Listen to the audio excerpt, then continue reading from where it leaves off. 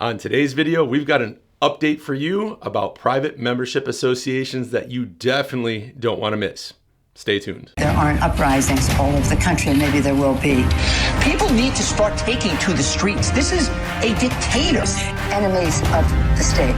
Show me where it says that protests are supposed to be polite and peaceful. Hey, what's up everyone? Aaron here. Thanks for coming by and checking out today's video. Now, as always, all my contact information is down below. Anybody that I talk about in here or anything that I reference, 99% of the time I put their links down below, so I will try to remember that when I go back through and edit everything.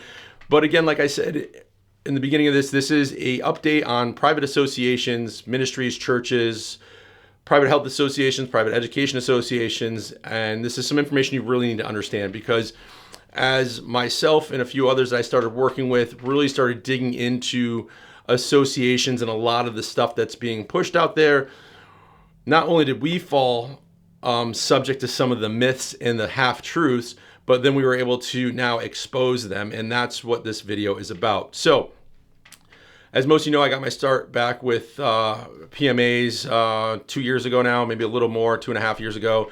And I was learning from somebody that I thought was in a position of authority, and that was David Edwards. And I liked him at a personal level. I connected with him as another veteran, and I believed a lot of the things he was saying because I looked at him as somebody coming from a position of authority to talk on this matter. Oh, idiot.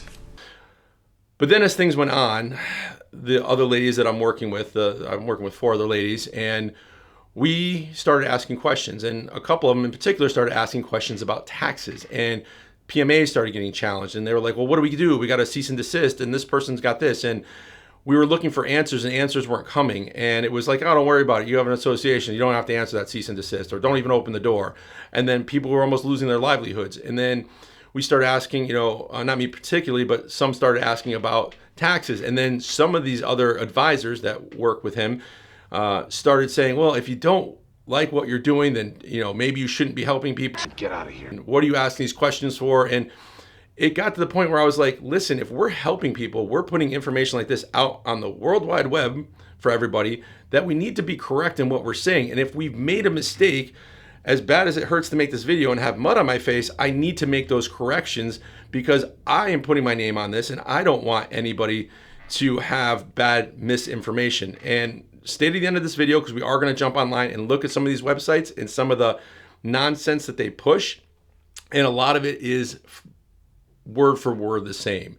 And I just want people to understand what they're getting into. So a big portion of what we came out with was a 26-page manifesto, and you can find it at the PMA Manifesto.com. The link will be down below, and you can get a copy of it. You can read through it yourself, download it right in your computer. All the links to everything that we've gone and found are there, all the references. This is hundreds of hours of digging through IRS code and court cases and everything else that you can imagine to really back what we're saying. So it's not just, hey, yeah, you can do this. And one of the big myths, and there's 12 of them that we're going to go through in that manifesto, but one of the big ones was like 508c1As. You see it everywhere when you look at PMAs. You have a 508c1A, you don't have to be, you're not taxable, it's all tax exempt. And one myth or one thing that's pushed is that a 508c1A is an entity of some sort. It's not, it's just tax code. And if you fall under that tax code, well, then you're tax exempt. And for a while, we were being told from that position of authority that faith-based associations fall under that. Ministries fall under that. And when you really start diving into it, and that you can do pretty much whatever you want and all these different things. You don't have to worry about the 501c3. But as you start digging into it, it's really churches, synagogues, mosques, outposts, auxiliaries of churches, and conventions of churches, which is a big group of churches coming together for something. And it's still, as you dig through that 508c1A tax code, you then realize that you still have to comply with the 501c3 part of it to be tax exempt. Same thing for associations that are tax exempt. Now, you can have a regular old-fashioned just social club. Think of like your Freemasons. They're a social club. They're an association, and they're tax exempt. They fall under that tax code. And this is all laid out for you with all the references and all the links to see exactly what I'm talking about if you go and get that document, the PMA Manifesto, at the PMAmanifesto.com. Here in Connecticut, the trustees are on the hook for everything. In Jersey, Mississippi, it's the association. It's seen as an entity, whether it's corporate or unincorporated, it can sue and be sued. So that was another thing that we weren't told. You know, it was kind of like a half truth, like, yeah, you're all set, don't worry about it, you can do whatever you want, blah blah blah blah blah. And that's not really the case. So again, as we dug into this, we started saying, okay, well, in Connecticut, if you're a ministry, you don't have to go through the licensing for education, and you can educate your members' kids. No issue with that. And I did a video on that, and there's other states that are like that. And then as we started looking on different things, like, it changes a lot from state to state. So whenever I consulted with anybody, I said, hey, make sure you check with a tax advisor, a legitimate tax advisor, a CPA or a tax attorney, or an attorney in your area to do your due diligence, right? Because I'm not a lawyer, I'm not a CPA. Probably should have put that in the beginning of the video. That being said, I really just wanted to make this video so people understood what information has come to light over the last few months, and we finally put it together again. I said in this 26-page manifesto to get it out there. We are offering some other things on that site, one of them being a monthly membership, so it's not just me, because my phone rings off the hook and sometimes I can't take calls, or I've missed appointments. You know, I still work, so sometimes I'm sleeping during the day because I work nights. And anyways, now there's 5 of us, and we're gonna do weekly Zoom calls, or however we're gonna do the video calls.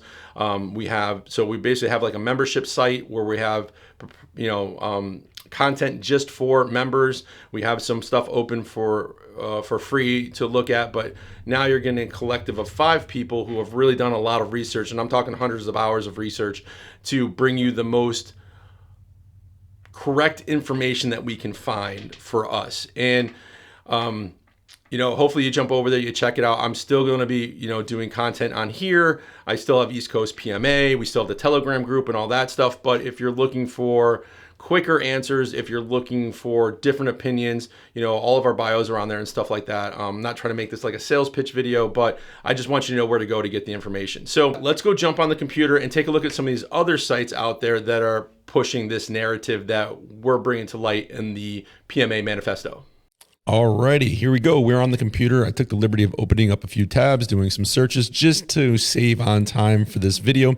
But I want to show you how you're going to start to see the same narrative across each one, even verbatim, some of the same language, and like literally word for word. So it's like copy paste. And again, I'm doing this because as the community grows here on YouTube or on the podcast or on the websites, Telegram group, I don't want to be bringing false information.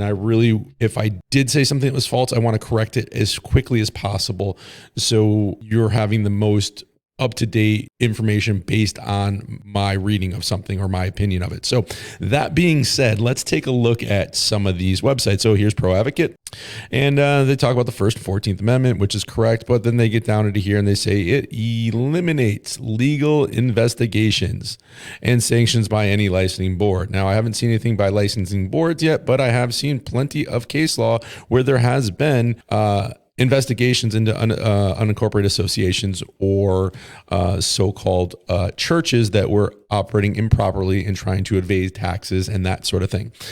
So we have that. Then they go down into here, and yes, the right of association. Let's see.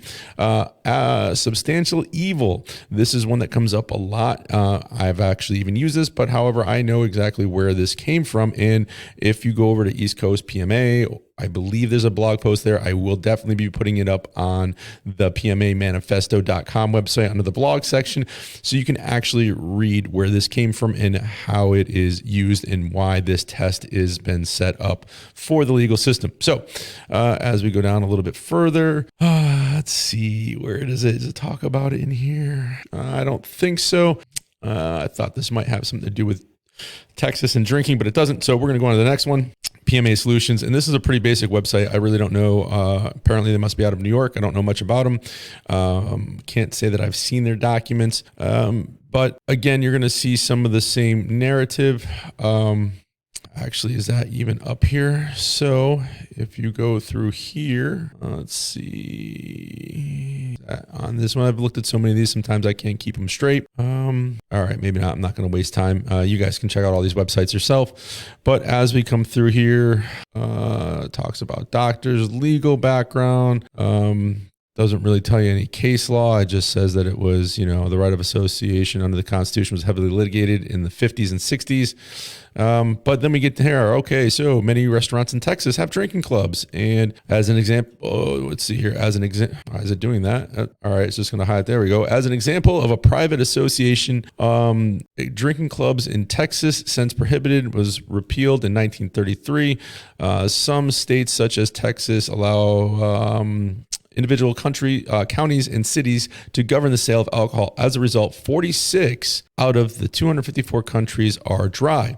And so then if you go over to PMA Power, as a result, you can see it right here. As a result, 46 out of the 254 counties are dry, meaning the sale of alcohol is forbidden. However, you can virtually go into any restaurant in the dry counties and simply join their private association, which this is to an extent true. But if we go to Texas, and I've never really honestly looked into this, I took it as a fact from the person in the position of authority that I was listening to, David at the time, because again, like I said in the beginning of the video, I connected with him on the veteran side of things and law enforcement, and just kind of took his word for it. And again, shame on me for doing that. I usually research stuff better, but if you go over and you pull up some stuff from Texas, you can see that what is a private drinking club, and this comes right from a slideshow from Texas. And basically the private club registration permit, it tells you what the TABC wants your business to prosper, and it tells you why you need to have a private club permit. So it goes into everything. And again, these are here to provide safety for people in the community. So you can go through here and see that even if you have a private club or private association in Texas, in these dry counties, you still need to have a permit. And this is, if you get the manifesto, it is actually linked in there under one section.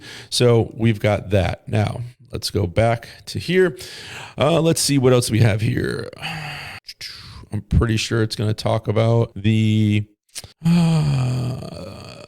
clear and present danger, maybe not. And yes, it does have some stuff here about Thomas versus Collins, which is a good case. You should read it if you got time. And I think that's it for this one. I don't think this talks about a clear and present danger or substantial evil. The right of association of the Constitution was heavily litigated in 1950 to 1960. If we go back here, we see that, where was it? I lost it. And let's see, I just saw it on this website. Where did I see it? And I just read it to you guys like 2 seconds ago. You'd think I would remember where it is. Oh, the right of association right here. The right of association under the Constitution was heavily litigated in the 1950s and 1960s. So again, word for word, basically the same stuff, just copy and paste it on different websites. And, at least if you're going to do that, you should cite where you got it from. So now let's move on to the next one. And this is the Freedom People. And I've seen their documents, and I know the person that set their documents up. And literally they took the documents that were given to them for their association, and they just fill in the blanks. They take out their association name and put in the next person's name, not really tailoring them at all or very little to the other organization. Now, granted, you can work from templates. I know I have stuff set up in templates. And there are some parts that are, I don't want to say cookie cutter, but you fill in the blanks because it's the same verbiage over and over again. And instead of typing them, you're just trying to save yourself some time. But there are some things that you do have to add into each one. So they go into what is a PMA. Do I need one? Let's see, sales tax. Oh, well, at least they tell you have to look it up in your area. So that's good. $2,500. So it includes Articles of Association, bylaws, membership terms, membership waiver, certification of PMA. I'm not even sure. I know what the Articles of Association makes sense. Bylaws make sense. I guess membership terms would be an agreement, or maybe membership waiver is an agreement. I'm not quite sure what membership terms are. That's usually either in your bylaws. Yeah, usually in your bylaws. Certification of a PMA. No idea. And then a 508 setup, not quite sure, and a PMA starter pack. Well, that's nice.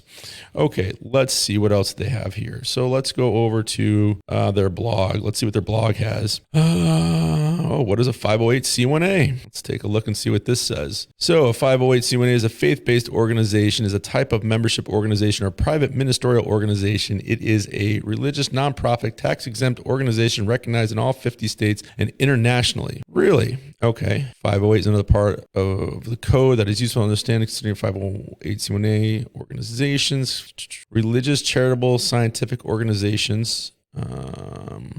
Key factors about 508. Protection of religious organizations. Okay, so churches, their authorities, conventions, associate. That's not really how it's worded. Okay, never mind. Faith-based organizations have the rights that other nonprofits do. A faith-based can enjoy freedom of religion, freedom of speech, and in ways other organizations are not able to. Boy, I cannot speak today. It's getting late in the day.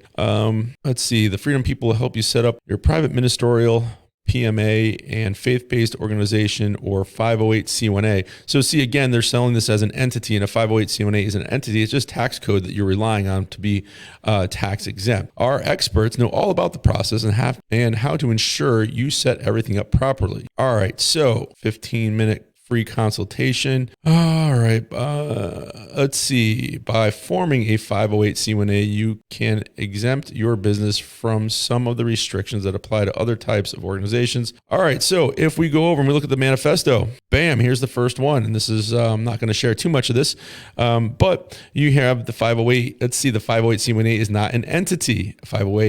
508c1a itself is from the IRS tax code. And if you get this, you click right here and it brings you right to the tax code. And it talks about the integrated auxiliaries, churches, conventions of churches, associations of churches. So as we go through, we see here that even though they're saying that a 508c1a faith-based organization, a type of private ministerial organization, and that it's religious, non-profit tax exempt organization is recognized in all 50 states. However, if you actually look at the tax code, it says only churches have the automatic mandatory tax exemption according to the IRS publication 1828. Churches that meet this requirement of the IRC section 501c3 are automatically considered tax exempt and are not required to apply and obtain recognition of tax exempt status from the IRS. Although there are no requirements to do so, many churches seek recognition for tax exempt status from the IRS because this assures church leaders, members, and contributors that the church is recognized as exempt and qualifies for related tax benefits. So then we can go through and we see here is the IRS. They have a 14-point test because I'm not going to define exactly what a church is, but this is what it's kind of redundant, I guess, or not redundant, but ridiculous because the IRS does not define what a church is. They do provide a 14 test based on previous case decisions in order to determine on a case-by-case basis if the church is a bona fide church. So a lot of the cases we started to see where people were basically being fraudulent, saying they have a church set up, here's their documents. They were basically getting a whole bunch of money in and then spending it on themselves and nothing going to the church. And then even though that money came in tax exempt because they were quote unquote a church. However, when they took the money out of the church and use it for personal gain, they should have paid taxes on it. And they tried to say no because the church was taking care of their, lack of better words, their way of life or their bills and everything like that to provide for them. The church was providing for them. So that's why the money was tax exempt. And basically they were committing fraud. So if you are a church, and here's the 14 points that the IRS will look at to see if you're actually operating privately as a church. So let's go back to the web. So that being said, for example, here in Connecticut, we've had that case with the lady who had a ministry, and you've heard me talk about it before. She had to show that she wasn't just using the veil of ministry, and the state said, okay, you're actually working as a ministry. You're good to go. We don't need to regulate how you're educating your members' kids, and left her alone. So again, here we go. That was from the Freedom People. So, get the PMA Manifesto and then call these people up and do a call with them and see how they answer the questions and how truthful they're actually going to be. I'd be curious. All right. So here we go to Act Now PMA. Don't know much about these people either, except of what they're putting on their website. So again, here we go. For example, drinking is allowed inside private clubs in dry counties in the states of the United States of America where the sale of alcohol to the public is restricted or illegal.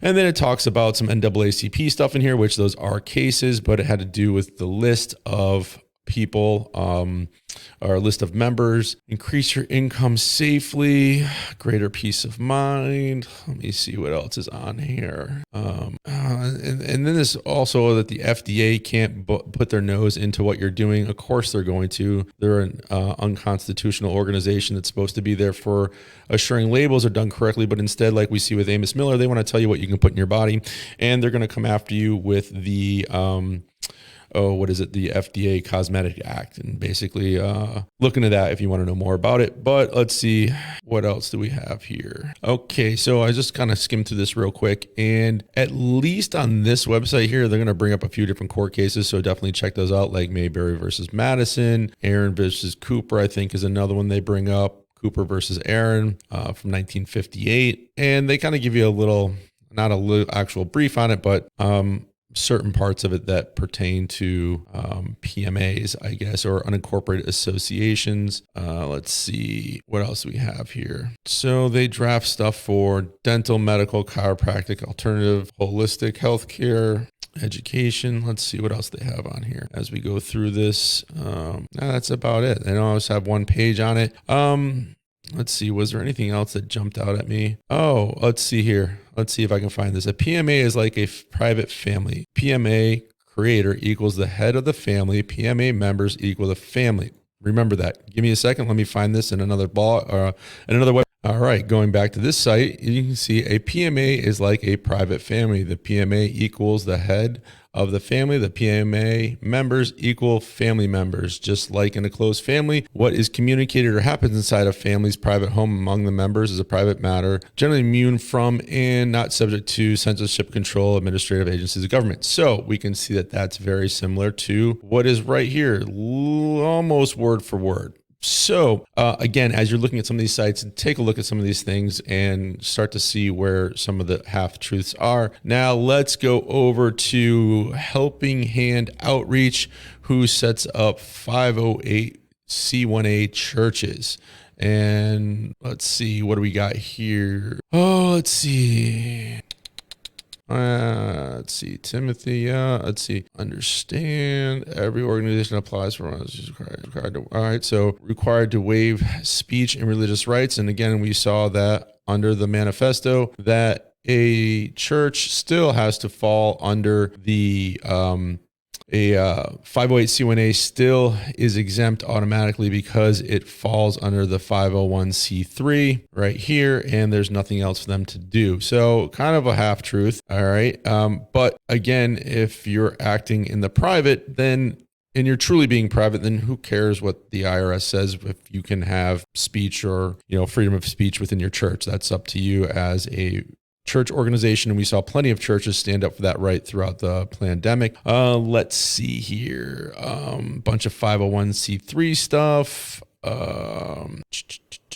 Yep. Need to apply for Form 1023. That's correct. Let's see. Oh, a 508c1a has none of the restrictions of a 501c3. Free your ministry, speak the truth, develop godly leaders. Every 508c1a comes with the following articles of organization, certification of incorporation, okay, UBIN number, tax, certification of existence, bylaws, simples of first meeting. Okay, let's see what else they got on here. Let's see the team. Let's check out the team. See what we got over there. All right. Okay. I don't know any of those people. That's fine. Let's see. Let's see. Faith-based organizations.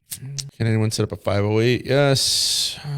Yes. A 508 may be a 1 church or 2 association of churches or 3 integrated auxiliary of church. Okay. So they got that part right. At least they copied that right from the IRS code, and it's not a PMA. I don't know what an SSMA is or a 508 trust. Can a 508 be a parent FBO or other FBOs? Yes, many times there is group of like-minded FBOs that want to share an affiliation, but do not give their independence and control. Let's see. Oh, that's right. These people, they incorporate your ministry or your church in Washington State. I have seen their documents. Now I remember who they are. Okay, so those are just some of the different places online you can go and get associations. I should have brought up the one where they charge like $250 and there's all kinds of like secured party creditor and Patriot Mythology stuff on there. But as you can see, a lot of this stuff is going to be very same across the board. They're giving you half truths and they're not really giving you the actual IRS tax code to read for yourself.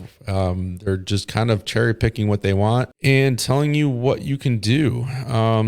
Or what you can't do. Let's see. I think that's really all I wanted to show you. Hopefully that kind of gave you an insight on some of these websites and how they're using word for word what others are using in other websites. And again, I will put up that blog post on the PMA Manifesto about substantial evil. And it's getting late. It's almost 6 o'clock here East Coast time. I've got to finish this video up and get it out to you all. As always, leave your comments and questions down below. Contact information's down there. I'm going to jump off the computer. All right. So like I said, those are some of the websites. Hopefully you start to see some of this and it starts to get your wheels thinking. Again, I know some of you are probably really ticked off and upset about this video, and I get that. And, you know, I got some thick skin, so leave the comments down below. But like I said, maybe I said this, I can't remember now, but down below, you'll also see one of the ladies that I work with, Angela, her video and her take on this. You'll have the link to the PMA Manifesto. And thanks for sticking with me to the end. I know this is a little bit longer video than I normally do, unless it's like an interview. But again, thanks for watching. Thanks for listening. And I'll see you in the next video. Peace.